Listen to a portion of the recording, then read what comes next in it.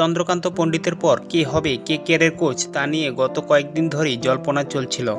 অবশেষে কেকেআরের পরবর্তী কোচ নিয়ে কিছুটা আভাস পাওয়া গেল। শোনা যাচ্ছে অভিষেক নায়ার হতে পারে কেকেআরের পরবর্তী কোচ। চন্দ্রকান্ত পণ্ডিত 3 বছর ধরে কেকেআরের দায়িত্ব সামলান, তবে নাইটরা তাকে আর রাখেননি। কেকেআর দলে কোনো নামি দামি কেউ পরবর্তী কোচ হিসেবে বাঁচতে পারে এমন আন্দাজ করেছিল অনেকে, তবে শেষ পর্যন্ত ভেসে উঠল অভিষেক নায়ারের নাম। আপাতত তিনি কেকেআরের সহকারী কোচ।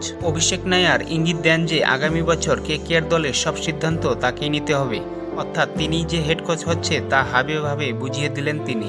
অভিষেক নায়ার প্রধান কোচ নাকি মেন্টর তা নিয়ে এখনও জল্পনা চলছে, যদিও কেকেআরের মেন্টর পদে রয়েছে ড্রয়েন ব্রাভো, সুতরাং নায়ারের প্রধান কোচ হওয়ার সম্ভাবনা বেশি। এদিকে 2024 আইপিএলের চ্যাম্পিয়ন কেকেআর দলের সহকারী কোচ ছিলেন নায়ার, ফলে তিনি এবার হেড কোচ হলে অবাক হওয়ার কিছু থাকবে না।